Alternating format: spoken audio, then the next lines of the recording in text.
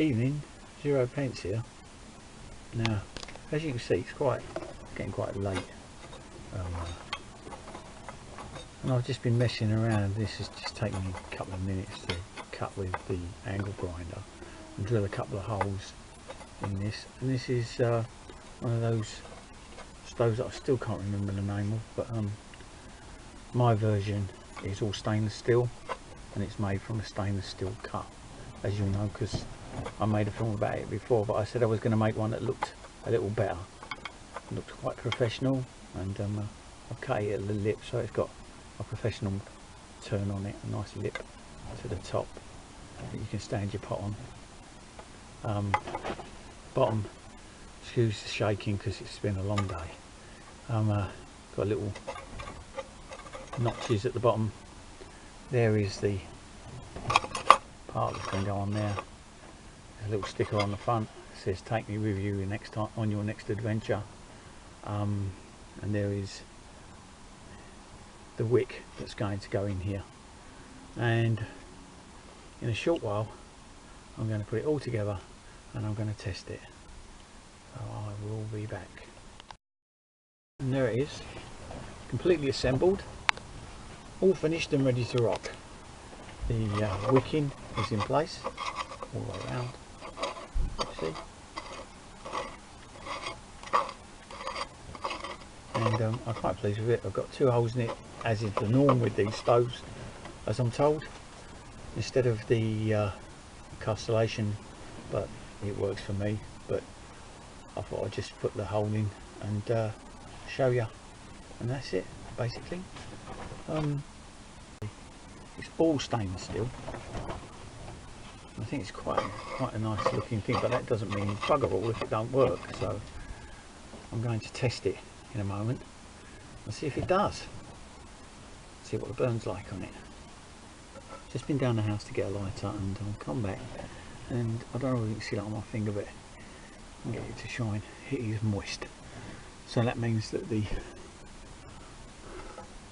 stuff inside has seeped up the wick. So I'm about to light this for the very first time. Now I've got my lighter alight and I'm about to set fire to it.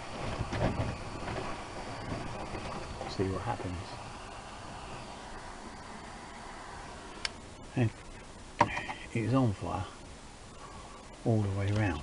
And what I'm going to do is I'm going to switch this light out so that you can see the actual flame going up. And it's nowhere near at full kick at the moment because they have to warm up slightly. I should imagine that flame will climb up a lot further than that.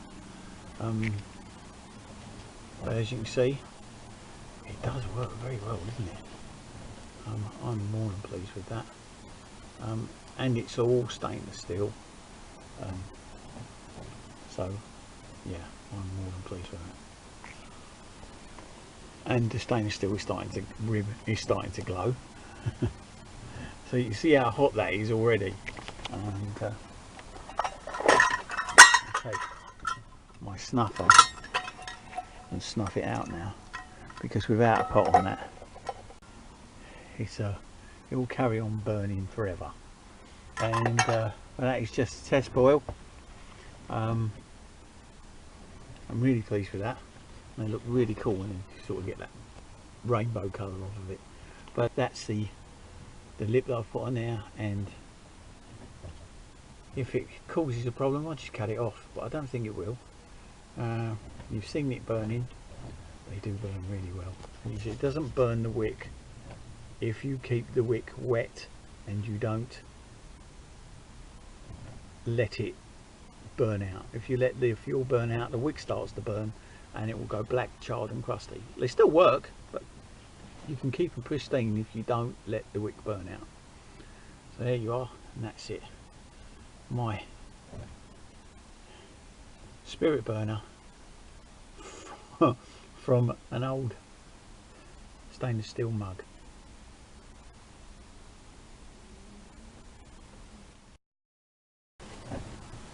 Zero pence. Thanks for watching. I hope you have a go at this. You can do it with a Dremel, and You can get just as good job as you can with a large grinder. It just takes a little longer, it takes a little time. But if you're prepared to give the time, you'll get a really nice piece for very little money. These, when I bought this, it was £1.75. Yeah, £1.75 because it was a special offer.